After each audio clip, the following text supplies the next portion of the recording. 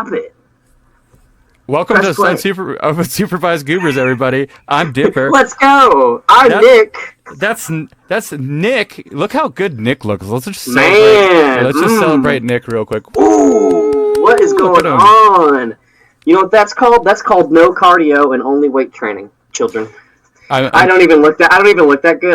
It's super fucking hot. Is what it is. That's why I'm wearing this silly tank top. Is because it's about. Ooh, what would it be for you right now, Arizona? I'm gonna guess 106. Let's see. There's a heat wave warning right now, and currently, where the fuck is the temperature? 102. 104. Oh, come on! I said 106 and 102, and it's 104. So you're in the middle. When I landed the other day in Phoenix, it was 108. I was so upset, by the way, that I can't go just to the airport to hang out with you. I know, I gotta call it off work and be like, "Hey, I gotta go to the airport." And they're like, "Why?" I was like, "I want a sandwich." If TSA was cool and they let, because back in the day, you as long as you just had to go through the security and you could hang out with someone, but now you have to be going on a plane. Yeah. But dude, fucking, you could just come in there and we could fucking just go get like some. I don't forget what the Phoenix airport had, but they had some food that could just gotten and hung out with. That would have been fun. I would have been there in a heartbeat. I was even telling Ben, I was like, fucking Nick was over here for a layover, and I didn't even get to see him. I was in Phoenix twice, baby, for layovers. I was in Phoenix twice. I got layover again coming back. But no, it was funny because I crossed. I saw T Mountain from my airplane. I took a picture of it, but I had already passed the T part. But like we saw that mountain every day whenever we were like driving around. Like whenever I was at your place, so I was like, "Oh shit, there's the mountain again." I know that one. You're like, I know. I recognized something. Yeah, I felt cool because I actually recognized something from a state that isn't mine. So I was like, yeah. So Nick, how was the con? How did you do? Did you have fun? Dude, it was so much fun, man. It was awesome. Dude, my first time back in Cali in 16 years, and the last time I was in Cali, I was in Anaheim. So NostalgiaCon Anaheim was super duper fun. Oh my goodness, all the cool stuff. Oh my goodness, I'm a really cool fan. Look at that moth. Look at that Mothra in the background. Made me this. Oh, that's metal as fuck. Look at that. That's the Chowder from the car wash episode. The Chowder, and then just some custom punk rock. But yeah, Chowder in the Slayer font. I love how the pentagram is forks, spoons, knives, and this is so cool. She also made a badass D&D one for Carl, where Carl is a dungeon master and he's playing D&D with all the Chowder characters. That's so awesome, cool. Awesome artist. I forget your name, but you're amazing. Shout out to you. Hey, Nick, did you see that fucking... I know you saw it, and I told the kid I was going to talk about it on the podcast because it was so fucking good. The Obsession Chowder video. Dude, did you fucking see that? That was so funny. That was so good. Well done. Dude, that was awesome.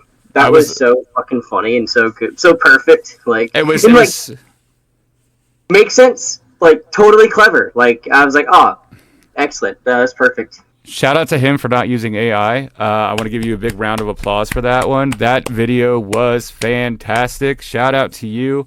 Very good. The voice actor of Chowder has seen it, and I fucking laughed. Awesome stuff. I love it. I laughed. I thought that was funny. I don't want Panini to be obsessed with me anymore. Break. And I was like, no, that's awesome. It was good shit. Everybody, please keep doing that. Please keep doing that. Please keep making... I love seeing 3D models, by the way. I have a thing with 3D models. That 3D model of Shits was awesome. It was great. Awesome. That was good. Fucking, and I like that he portrayed you. Like, I like that. Yeah. That Chowder was this real life boy. The drip was real. The drip was absolutely real. It was really good. It was really good. If you haven't seen that, let me see if I can find his name real quick, just so I can shout him out.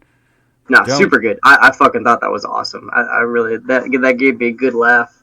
A lot of those Obsession memes are really, really good right now. So I'm honored to somewhat be part of one. So that was really cool. Yeah, Obsession is a great movie. That is, these young cats are doing an amazing job.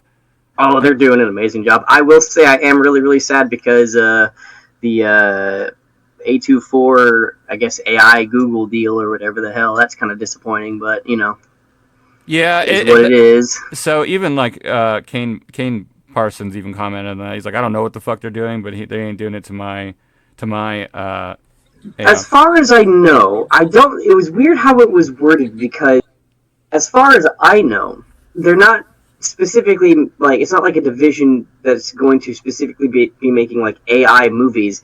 It's a division. Again, I could be wrong. I could very well be wrong. But from the headline I read, it seemed like the division was going to be. The deal was what was it, like a $75 million deal for them to do research on how to implement AI into movie making tools or something. The version I read about it made it seem like not nearly as bad as them just converting or like just starting to use AI in all their movies. It seemed like they're going to be like creating a sort of like, division to research potential of like maybe using AI in the back end of things, not necessarily just the generative AI. Yeah, I know what you're saying. It could also, but even then though, the problem that I have with that though, even if it is in the back end, and why I think maybe they're all AI is evil, I know, but it's whatever. But is because that whenever I hear figuring out ways to put AI into movie making, into the movie making industry, to me that just sounds like ways to eliminate jobs. Yeah, it really does. Like it just to me, in the movie making industry, in the showbiz industry, is such a cutthroat, fucking competitive one as it is, especially for like special effects people and like prop makers and like us, like anything dealing with special effects. That's such a cutthroat business to get into. Fucking ask any video game developer about that shit. It's a nasty business, and it can be really stressful. So to think that a lot of potential, $75 million is a lot of money. Not a small amount of money. That's a lot of money going to the potential of just removing jobs, and that's kind of sort of depressing because that industry, I feel like it needs it more. But yeah, you need the human touch for movies. I agree. I 100% agree. By the way, I found him. His name is Farkin Around. So That's a fucking good name too. Goddamn. And _around. So this video is awesome. You should go check it out. Very good video. And support creators like this, really, like that do like support Farkin Around. I like Farkin Around, so Farkin Around. Support Farkin Around. That's a really good video, man. That's a really good name. That's a good name too. So Nick, we're past our introductions. You did good at your con. I'm very proud of you. You look fucking buff as fuck and look hot. A little cutie patootie right in front of me, so I get to stare at that, and I'm very happy about it. But I want to talk about oh my lord, dreams today. Ooh. I just want to tell you, I've had two dreams that stuck with me. One was fucking hilarious, and one actually scared the fuck out of me. Like legitimately, like I woke up the next day and I was like, "That sucks. That was a fucking awful dream." So we'll go into the first one first, and maybe you can tell me what they mean. I want you to give me your interpretation on what they could mean. I will do my best, that's for sure. Okay, so first story. I was driving down a dark road. It was nighttime, and it was dark to see. And I ran over Kermit the Frog. And I got out of the car, and Kermit the Frog was on the ground like, "Help me, help." And I was like, "You ran me over, bitch." Yeah, exactly. And he was like, "That's not cool, man." He's bleeding out. It was like cotton coming out of him. I'm bleeding out. Oh, my cotton, my holes. Oh. And he was gonna die, so I took out a knife. Yeah. And for some reason, in me, please. And I slowly just put the knife into him. And was like, shh, shh, shh, shh. And then I slowly laid it down. In the puppet hole, just in like his chest, like just super slowly in his chest. I thought you slowly like put the knife in his like puppet butthole. You're just like, no. I eventually I killed Kermit, is what happened. So I think I'm scot free. Out of all this. Drive home. Heather goes to me, "Hey, you're on the news," and I'm like, "For what?" And it's Miss Piggy fucking just raging on the TV. "You killed my Kermit. I fucking gonna murder you, motherfucker." So all of a sudden I'm on America. Yeah, I was on America's Most Wanted. I was like in hiding, like None of my friends knew where I was. I was like waiting in a warehouse, and then Miss Piggy found me, and she's just like, "It's time, bitch," and she like killed me. So that was. I killed Kermit the Frog, and I didn't do it on purpose. My question out of all of that is, what the fuck am I supposed to like interpret out of that? Okay, so if I were to begin to guess, I would probably say it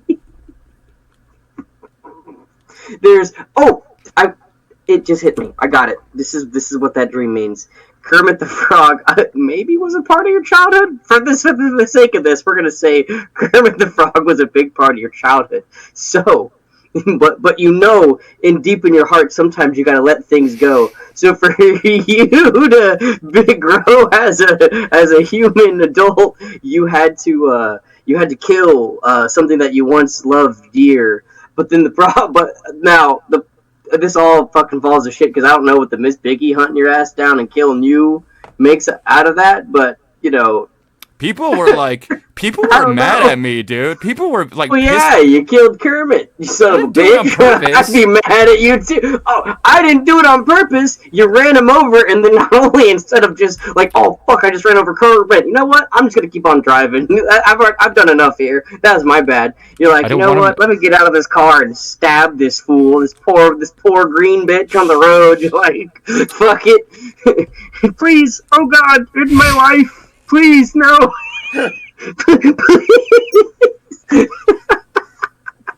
That's so dumb. I love it. Okay. Well, fuck. Well, that's your first one. I can think of two off the top of my head. None of them are this cool.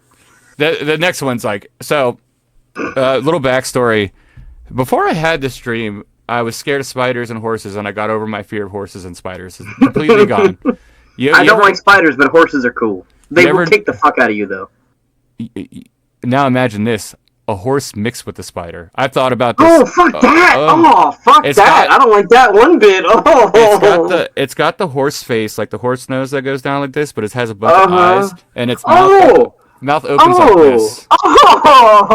This is a horrifying image. Oh, God. Then it's got the spider body, and then the spider legs. Okay. You need to... we gotta fucking visualize this. Like, we gotta get some... someone out there has to draw this or something. That's scary as fuck. Bro, your co-host is a crazy person. I'm a legit insane person. Scary as fuck. That's a cool fucking... I mean, that actually made my skin crawl. That made my skin crawl. And I could just... But then I also imagine it having, like, fucking... Even, like, more than 8, like, goddamn, like, horse legs and shit. They'd be coming from, like, all... And I had a spider, and I had a dream about these things, and the dream that I'm about to tell you scared me more because it was like an existential. It was like a horror that I could not prevent. That's so scary. And like I was the only. Okay, let's go. I'll tell you this one. So I'm sitting at the kitchen counter. You've been inside my house, right? You know what my kitchen looks like. Oh, I've been inside. Yeah. So I'm like sitting there, and then all of a sudden, like. The world starts to rumble and like part of my house just like goes like, and I look outside and the sky is turned like a purpley blue and everybody is just fucking screaming, dude. Like just screaming. Like I hear kids screaming, like parents like screaming for their kids and shit. And I can't find any of my friends. I can't find my cats or anything. And I'm just sitting in my fucking kitchen just listening to this absolute horror of people just dying around me as like the sky slowly just starts to like, I don't know what's really going on, but like everything just starts to disintegrate and like fade away. And I'm just sitting there in my living room, just like this, staring out, just watching this. And then finally, like it just goes kind of like dark and I wake up. That dream scared the absolute fucking hell out of me. I can't tell you how realistic that dream was, and I woke up like sweating and like looking out the window, making sure like nothing happened. Like it was no monsters, it was just the world just ending from I don't know what, and I had no idea. The sky was, I'll tell you this, the sky was the most beautiful color I've ever seen. It was like a galaxy. It was like this galaxy, like like it's like you looked into the universe and you saw what was beyond, and like just everything around me was just disintegrating and leaving. It was like Was this on mushrooms? Was this after mushrooms? No, it wasn't. This is just like a dream. Oh, was this like during like a tolerance break or something? Was this like? I think I was like super sick and I hadn't been sleeping for the last couple of days. Like I was dude. That dream. That's freaky. Because when you're sick, your immune system's compromised. You're taking in all that medicine and stuff, so then your brain is all foggy. Anyways, when you fall asleep, them fucking dreams feel motherfucking real. Because I had dreams about the horse. Horrifying. The screaming of the people is what fucking did me. That's terrifying. Did me in. It was awful, dude. It was like if you could cover your ears and block out the sound wouldn't be blocked out in the dream. It was just like there. I was like, fuck. Because like no one wants to listen to people getting like just absolutely decimated. Like no one wants to listen to that. No. Typically people don't want to listen to that. Yeah, all I can think about is when I was a kid, I used to have a reoccurring dream of the T-Rex from the Jurassic Park movies hunting me down. That fucker would find me no matter what dream I was having. Even if it was a good dream, that dickhead would show up. Because I watched Jurassic Park way too fucking early, clearly. Like when I was like 3 or something. Should not have done that. Because that fucker was at least in my dreams, so I was at least a teenager. And then sometimes he would talk too. Yes, that's what I want to know. Yes. Yeah. Okay, that's what I want to know. Yeah. Sometimes he wouldn't, but sometimes he absolutely would. And he knew me. He knew it, and of course, he always specifically. I remember I had dreams I was in a crowd of people, and he still would fucking search me out. So there's like one sort of thing about dreams. I don't know what the fuck that could possibly mean. I do know what it means. It means I watched Jurassic Park way too fucking early.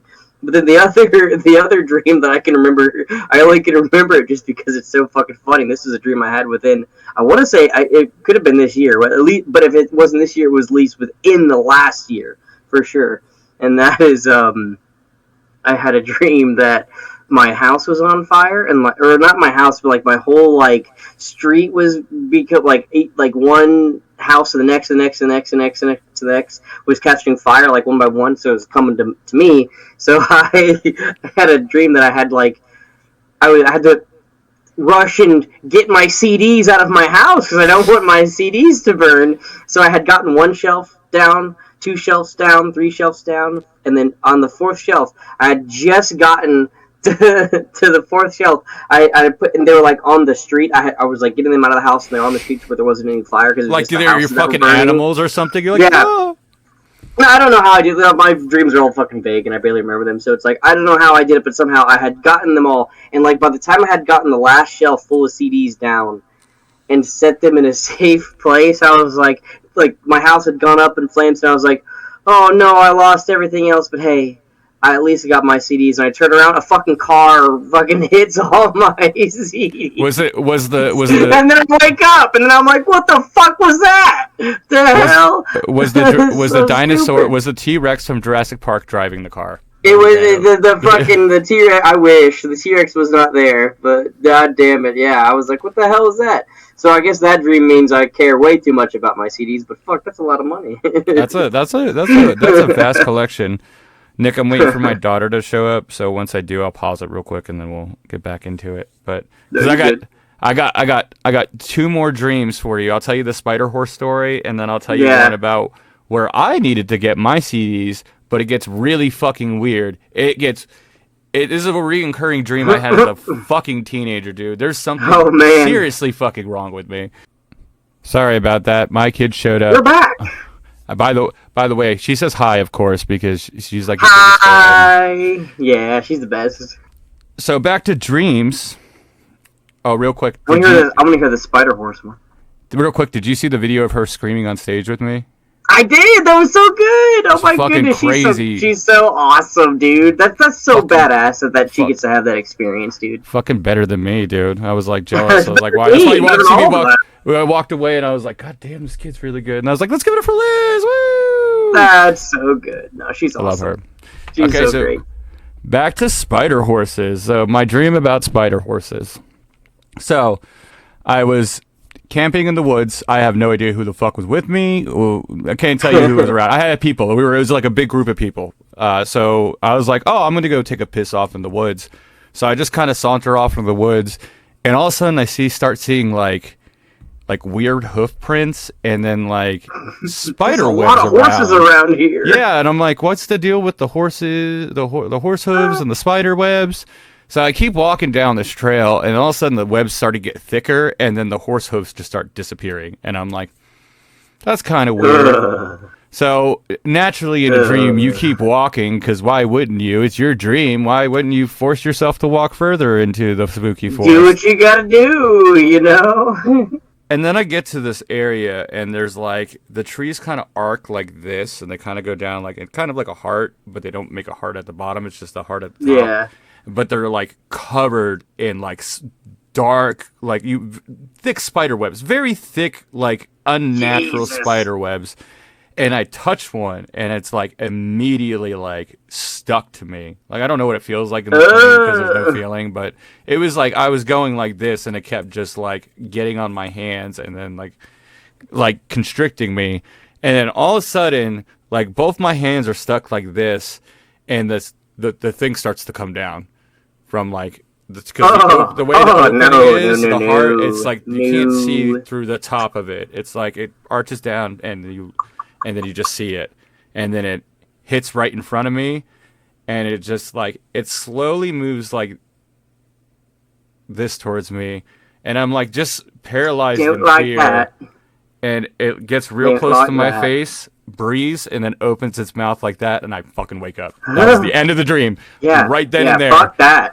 The minute that motherfucker opened its jaw like that, I was like, I'm good. I don't want to be awake. I want to be awake, please. Yeah, that's not good. That's not okay. There's nothing good about that. That's just no. You like that? You want to meet a spider horse? I really want to see someone draw this. No, you should do. Yeah, someone actually really needs to fucking create this, because the way you describe it is, I can picture it in my head, and I don't like it. And I know. I'll be honest with you, I can't get it out of there. I know Manny's gonna see this, and I hope Manny attempts to draw this. Yes, Manny. Oh my goodness, Manny. Josh is good at drawing too. Josh, fucking Josh.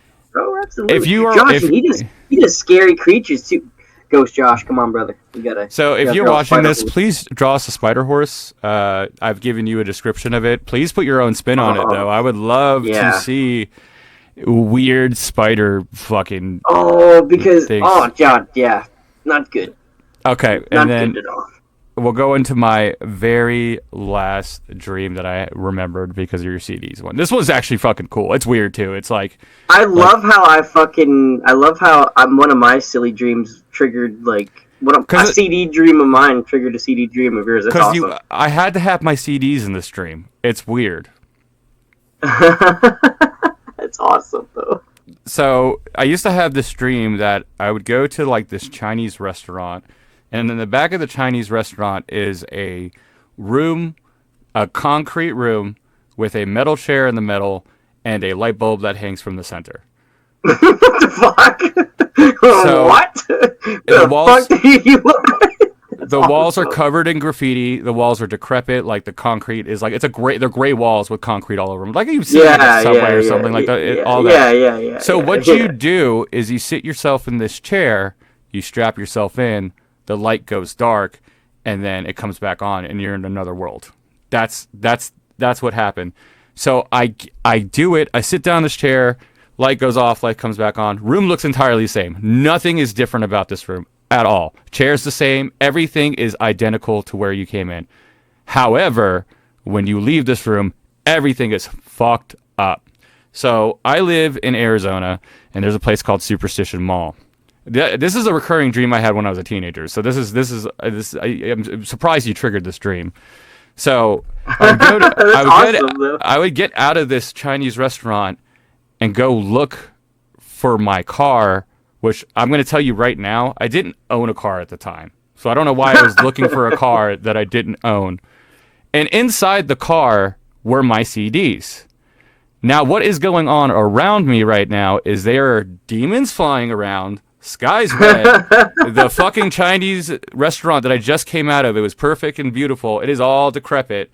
It kind of looks like... God. It kind of almost... Not entirely. The buildings are more well put together. It's a cross between a Warhammer hellscape and Constantine's Hell. That's what this place looks like. Okay, that's fucking cool. Warhammer 40K. Holy shit. So I eventually find my car with my CDs in it, because of course I have to have my CDs. The fucked up thing is there's 4 CDs missing from my CDs. So now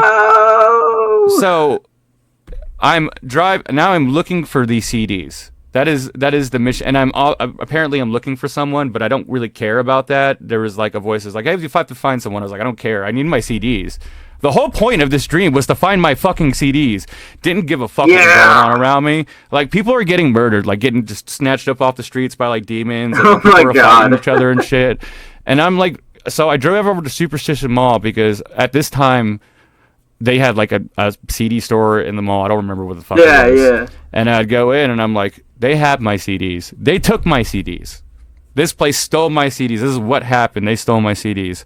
So I go in there, I beat the fuck out of everybody, and they don't have my CDs. As you should. Beat the fuck they were like weird little, like, they weren't people. They were just like, they were like little things. What? Little goblins? Little goblins. CD goblins? Yeah, and I was like, where's my CDs? So that's great. What the hell? I'm walking around the mall. People are dying, and I eventually get to like a store. I don't even know what the store is. I don't know what's in it. And inside the glass case is my CDs. Those sons of bitches. So I break the case, steal my CDs. I get back in my car, drive to the Chinese restaurant, go back in the room, sit down with my CDs in my lap, and then go back to the other world. What the fuck was that about? Why did I need my CDs so bad? I don't know, but that's awesome that's what you focused on, because that's how it should be. That's good. Everybody, like, it was horrific. Like, it wasn't as bad. Like, you know, people dying in that dream weren't as like the other dream where it was like felt really real. Yeah. This was like, it was just like fuck off. This is like I got CDs to get. This is like a really bad action horror movie. Like, this is what that was, though. And this one was like, actually like real horror. Like, yeah. But I don't know why your CD story made me think of me having to get my CDs in this weird dystopian. Because CDs are the greatest, and they unlock all wonderful things in life, like great memories. That's the moral. That's the moral of this episode. Go buy CDs. Buy physical. Buy physical media. That's what this whole. That's the moral of that dream, is buy physical media. I believe it. You know what? Actually, I believe it, because like I still like physical media. To me and you are both very prominent in our lives. Hey, speaking of that, check this out. I got this kind of cool thing. Speaking of physical media, I got these cool custom cases for the Oh my god, that's the Showa era Criterion collection, because they come in that giant book. And the problem with that giant book is they have like disc sleeves that are like cardboard, and they get loose over time. So I found this cool little solution on eBay for super cheap. Just these little cases to keep all the movies in. It's funny, I have part 1 and part 2, but then I found out that they make one that holds all of them in one case, so I bought that too. So I'm gonna have some spares, but you know what? That's fine. Actually, I still have I have a present for you at my house. I gotta eventually send it to you, or when I see you next. Well, no. Well, I'm probably gonna be October, so it's just a stack of Godzilla cards, like this. Oh hell yeah! They're all just like characters from Godzilla, like awesome ones. Are they from like the Magic the Gathering crossover? No, thing? I wish. Did they do one? Yeah, they did. Those cards expensive as fuck. But they did a thing called like I think it's like Universes Beyond, and they have like Godzilla cards. So like, okay. I've been collecting them, and I've been putting some aside for. Cool. Well, thank you so much. Yeah, I mean, obviously, I got Godzilla all over my desk, so you know. You have a friend that just likes to give you shit, so when you come, I'm guaranteed I'll have like a box of shit to give you. Thank you so much. Well, that's why I like buying you food. So you know. I like going to Taco Bell with you, Nick. Nick, you know what? They need to sponsor our show. Well, dude, we should. Oh my god, that'd be hilarious to eventually, like, if we got big enough to where we could, like, fucking film an episode in the Taco Bell cantina. It would be awesome. All these motherfuckers talking about Taco Bell. Slamming alcoholic Baja Blast. You know what I'm going to get after this podcast? Guess what I'm going to get at this podcast, viewers at home? I'm going to get Taco Bell. And if that upsets you, it should. I want Taco Bell now. I do want Taco Bell. Well, Nick, it's about that time we end the episode because Taco Bell time. Yes. It's Taco Bell time. No, it's actually because I have to go back to work because he has to go back to work. I have to go back to work, but I like this episode a lot, and I'm very excited to share it with everybody because I think this was a very fucking funny episode. This is a funny one. Holy shit, this is a good one. Yeah, I love you, Nick. I love everybody who watches our show. And I love you guys. I love you, Manny. I love you, Josh. Give us spider horses. We want spider horses. Give us a horrific spider horse because the way you described it made my skin crawl. So yeah, we want to be scared. And if you do draw it, I will feature it on this episode. Yeah, that'll be the cover art of the next episode. I'll repost that shit. 100%. That's horrifying. Well, remember, everybody, if you see Nick at a con, tell him Dipper sent you, and we love you. Don't be shy. Come up and say hi. It costs nothing to say hi. I want to make that very, very clear. I love talking to people. You've seen it here. I can't shut the fuck up most of the time. You know I love talking. Thank you for watching Unsupervised Goobers, everybody. Have a great day. Bye.